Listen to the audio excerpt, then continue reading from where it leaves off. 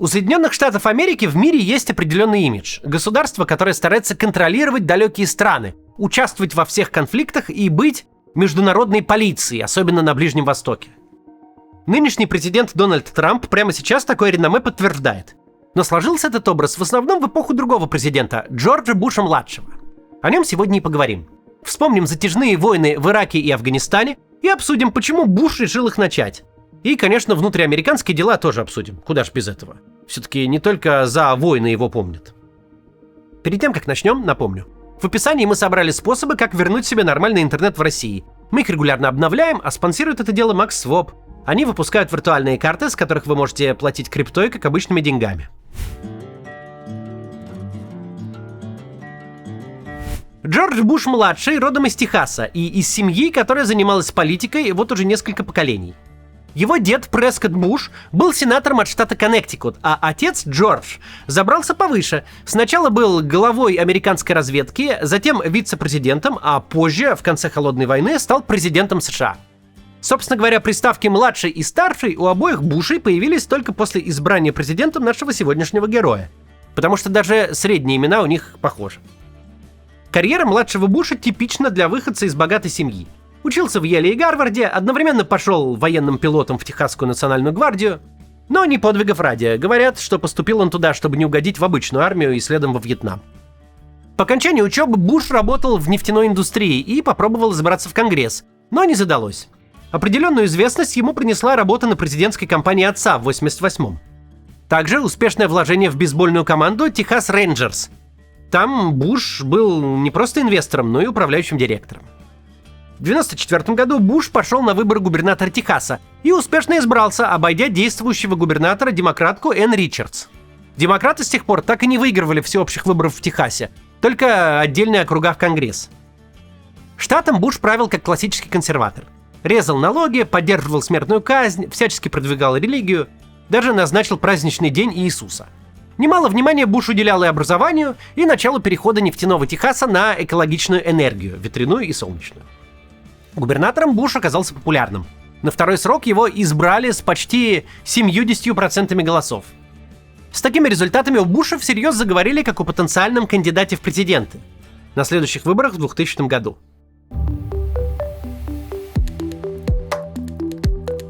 В 1999-м Буш объявил, что пойдет в президенты.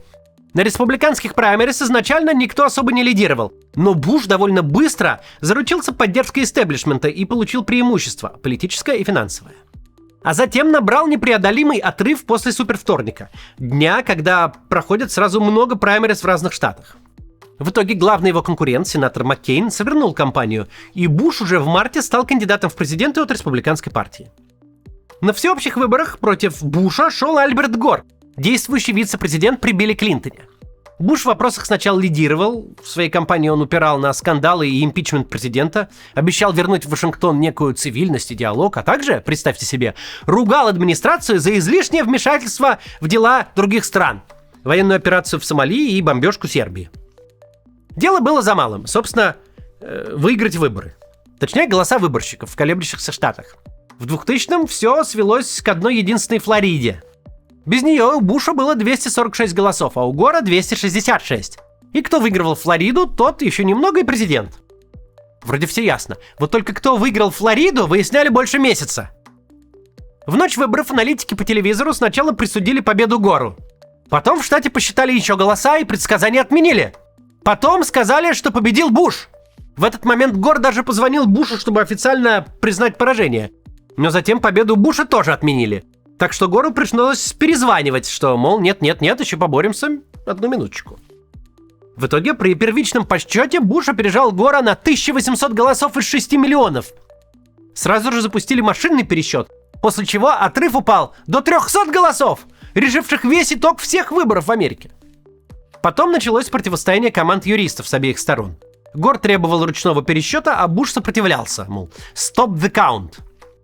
Ручной пересчет все же начался, но шел медленно и одновременно шла битва в судах. 12 декабря 2000 года Верховный суд постановил, что, мол, все сошли с ума и занимаются непонятно чем, поэтому пересчет мы, мол, останавливаем. Нечего тут считать лишнего. Давайте результат, который был. Это решение некоторые американцы называют кражей выборов. Кто победил во Флориде, мы точно не знаем до сих пор. Тем не менее, избранным президентом США стал Джордж Буш. При этом по голосам избирателей Буш проиграл примерно как Трамп в 2016-м, но в Америке это не важно, там решают только голоса выборщиков. Послевкусие от выборов у демократов осталось совсем горькое. Как будто вдвойне обманули. Мало того, что с победой Буша республиканцы еще и впервые за полвека получили трифекту, то есть выиграли и Белый дом, и обе палаты Конгресса. Изрядно покряхтев и побухтев, Америка приняла результат, и 20 января 2001 Джордж Буш-младший стал 43-м президентом Соединенных Штатов.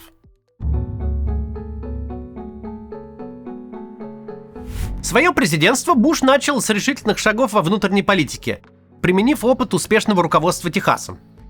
Главным законом, который новоиспеченный президент успел протолкнуть за первые месяцы правления, стало сокращение налогов. Кабинет министров при Буше не отличался наличием каких-то неординарных личностей, за исключением, наверное, вице-президента Дика Чейни.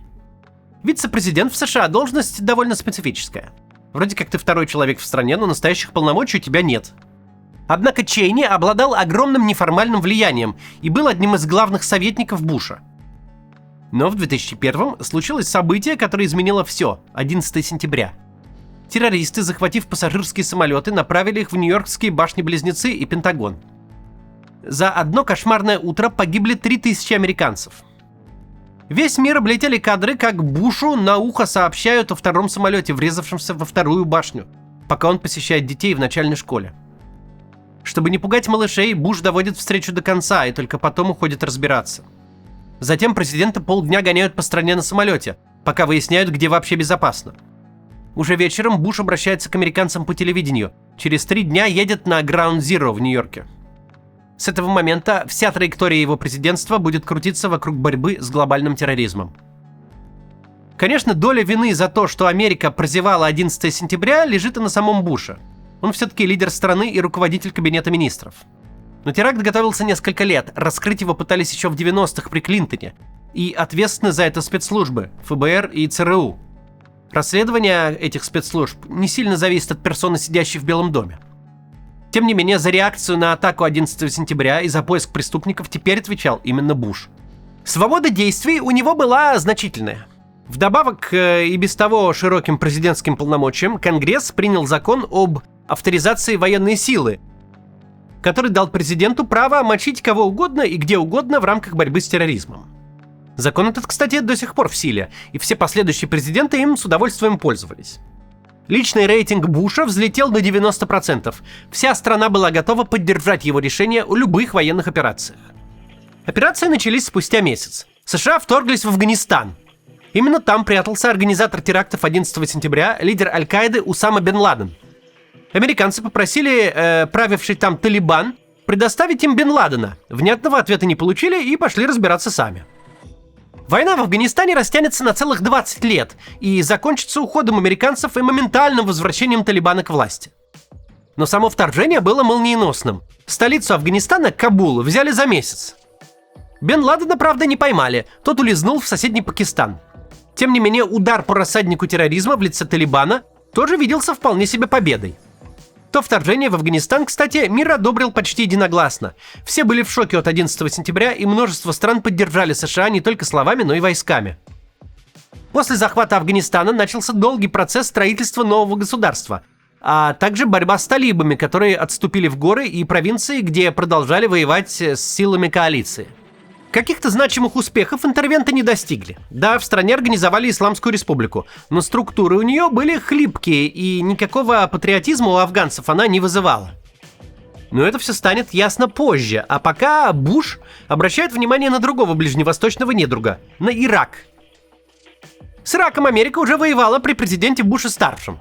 Тогда Саддам Хусейн от скуки и безденежья решил присоединить к Ираку Кувейт. Мировое сообщество к этой идее отнеслось без энтузиазма, приехали американцы с международной коалицией и втоптали войска Саддама в песок. Но самого лидера не сместили. Буш-старший не горел идеей заниматься сменой режима и созданием нового Ирака. Буш-младший же активно именно этого и хотел. Какой был практический смысл вторжения в Ирак, неясно до сих пор. Американское правительство придумало аж 2 повода для войны. Первый, что Ирак помогал Бен Ладену и Аль-Каиде.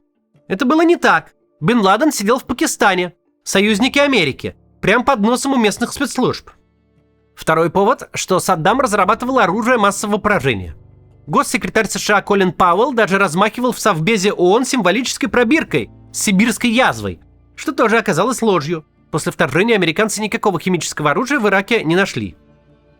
Тем не менее, в 2003 году Америка снова свезла войска на Ближний Восток и пошла на Багдад. Как и во время предыдущей войны, 12 годами ранее, иракская армия сложилась за 3 дня. Багдад взяли, Саддама поймали, режим свергли и начали строить демократию, новую страну. Однако тут, в отличие от Афганистана, никакой широкой поддержки в мире Буш не получил. Военную помощь ему оказала только Великобритания, Австралия и Польша. На американскую аудиторию транслировалась активная волна ура-патриотизма. С экранов вещали о спасении народа Ирака и о священной победе свободы и демократии. Определенный эффект пропаганда возымела, популярность Буша даже выросла, но сами американцы начали задумываться, а нужно ли им столько войн? И как именно свержение Саддама Хусейна поможет побороть террористов? В Ираке американцы тоже завязли на много лет. Да, республика, которую они там установили после Саддама, цела до сих пор и функционирует приемлемо. Но еще долгие годы, в том числе уже при Бараке Обаме, США отправляли в Ирак войска, чтобы бороться с разными группами террористов. Аж 30. А спустя десятилетия в нестабильном Ираке и соседней Сирии, погрязшей в гражданской войне, выросло Исламское государство, самая опасная террористическая группировка 2010-х. У Буша на тот момент все было замечательно. Он купался в лучах военной славы. Одним из самых запоминающихся моментов того периода стала его речь на палубе авианосца, вернувшегося после вторжения в Ирак. В Ираке, торжественно констатировал Буш, мы победили. Мы все молодцы, теперь настанет мирное время. На фоне висел огромный баннер «Миссия выполнена». Дело было спустя 1,5 месяца после вторжения и за много-много лет до конца американской миссии в Ираке. Войны Буша оставили ощутимый след и в умах американцев, и на практике. Одной частью этого наследия стал так называемый Patriot Act, действующий до сих пор закон, который дает американским спецслужбам право прослушивать любых людей без разрешения суда. Другая часть – лагерь заключенных в Гуантанамо, куда Америка стала свозить пойманных террористов. Поскольку база Гуантанамо находится на Кубе, американские законы о защите прав заключенных на нее не распространяются или не очень распространяются, чем правительство Буша активно и пользовалось, вплоть до применения пыток. С годами поддержка войны в Ираке все-таки стала политически неприемлемой. На демократических праймериз 2016 года сенатор Берни Сандерс публично отчитывал Хиллари Клинтон за то, что она отдала голос за вторжение. Сам Сандерс был из меньшинства, которое голосовало против.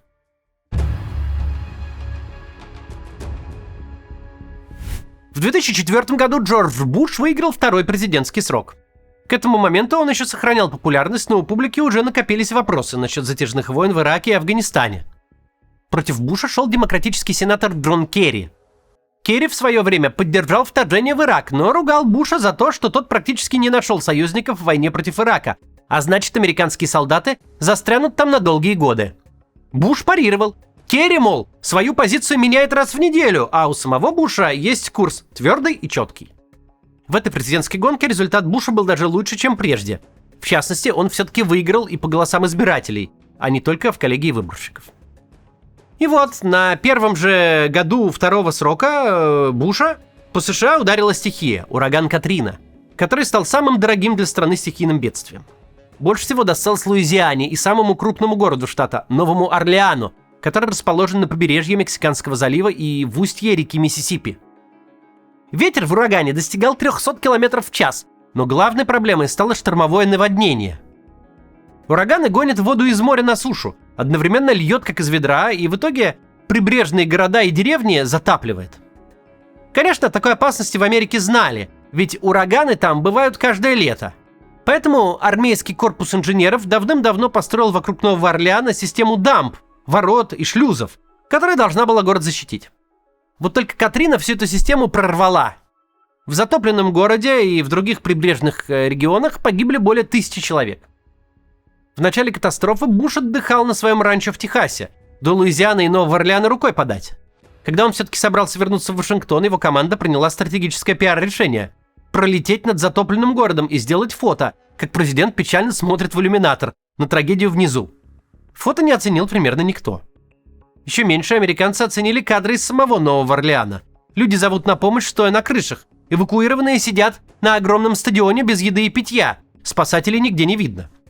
Федеральное правительство и, соответственно, Буша было за что критиковать. За то, как они справились, точнее не справились, с ураганом Катрина. Рейтинги президента продолжили ползти вниз. В 2006-м промежуточные выборы, на которых республиканскую партию размазали по стенке. Демократы взяли обе палаты Конгресса, причем в Нижней палате прибавили аж 3 десятка мандатов. Сказались и затянувшиеся войны, и ураган Катрина, и общее падение рейтинга президента. Американцы сравнивали хаотичные бушевские 2000-е со спокойными 90-ми, не в пользу текущей администрации. Буш поражение принял достойно. Свою следующую речь в Конгрессе он начал со слов «Мадам Спикер». Демократка Нэнси Пелоси стала первой женщиной-спикером Палаты представителей. Но было уже понятно, что перспективы республиканцев крайне туманны, а рейтинги действующего президента поправить особо нечем. И тут случился кризис. Уже в 2007 году на американском рынке недвижимости наметились серьезные проблемы. За десятилетия тут раздулся огромный ипотечный пузырь. Уверенные в крепкой экономике американцы активно покупали себе новые дома, а банки были только счастливы давать под это дело кредиты и потом друг с другом этими кредитами торговать. В процессе возник огромный рынок пакетов плохих ипотек. Кредиты давали людям без стабильного дохода и серьезных проверок не проводили. В краткосрочной перспективе это было очень выгодно, поэтому все закрывали глаза на риски. Пока в 2007-м у кредиторов не начали появляться дыры в бюджете. В 2008-м американская экономика затрещала по швам. Началась Великая рецессия. Конечно, виноватых в кризисе было бесчетное количество, но администрация Буша его проморгала полностью. Регуляторы и контролирующие организации к кризису были абсолютно не готовы. Рецессия стала главной темой жизни в Америке и далеко не только политической. Разбираться с кризисом пришлось уже следующему президенту США. От республиканцев на выборы 2008-го пошел сенатор Джон Маккейн, тот самый противник Буша на первых праймерис. Маккейн был популярен и особую популярность имел среди центристов. Чтобы ее худо-бедно сохранить, участие Буша в кампании свели до полного минимума. У демократов же на долгих и изнурительных праймерис Барак Обама обошел Хиллари Клинтон. Жуткое состояние экономики, непопулярность Буша и особый талант Обамы привели к тому, что в ноябре демократы разгромили республиканцев. Обама стал новым президентом, а Демпартия получила неприличных размеров большинство в обеих палатах Конгресса.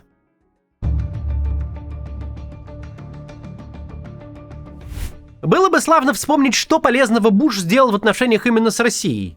Да вот только вспоминать особо нечего. Россия – поверженный противник в холодной войне, и теперь вроде как друг. Она оставалась на периферии внимания Буша. В начале своего срока он вообще умудрился заявить, что посмотрел Владимиру Путину в глаза и разглядел его прекрасную душу. Эти слова ему еще не раз припомнят. На практике взаимодействие Буша и Путина сводилось к рукопожатиям на саммитах Большой Восьмерки. А когда началась российско-грузинская война 2008 года, Буш отреагировал лишь заявлением о глубокой озабоченности. Хорошим президентом Джорджа Буша-младшего не считает примерно никто.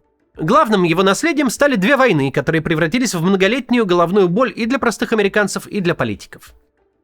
В эти войны Буш полез на пике антитеррористического рвения, охватившего Америку после 11 сентября. И именно его администрация ответственна за то, что США надолго увязли на Ближнем Востоке. Когда Буш покидал Белый дом, страна была охвачена экономическим кризисом, и миллионы американцев просто хотели, чтобы он поскорее ушел. В общественном сознании Буш остался эдаким немного несмышленым президентом, который не совсем понимал, что вообще делает. Впечатление это, конечно, не совсем корректно, просто Буш регулярно делал странные заявления и, скажем так, по-особому пользовался английским языком. Его фирменные обороты речи прозвали бушизмами. Именно Буш, например, первым использовал слово «интернеты» в дебатах с Альбертом Гором в 2000 году. Была еще знаменитая попытка воспроизвести пословицу «один раз меня обманешь, позор тебе, второй раз меня обманешь, не обманешь, в общем». Своему сопернику, значит, на праймерис Джону Маккейну Буш и вовсе имел сообщить: «Думаю, все согласны, что прошлое закончилось». А однажды он давал пресс-конференцию прямо на поле для гольфа с клюшкой в руке и сказал с серьезным таким видом: «Мы призываем все страны остановить этот террор, этих террористов и убийц. Спасибо. Теперь смотрите, как сейчас засажу». И, справедливости ради, засадил.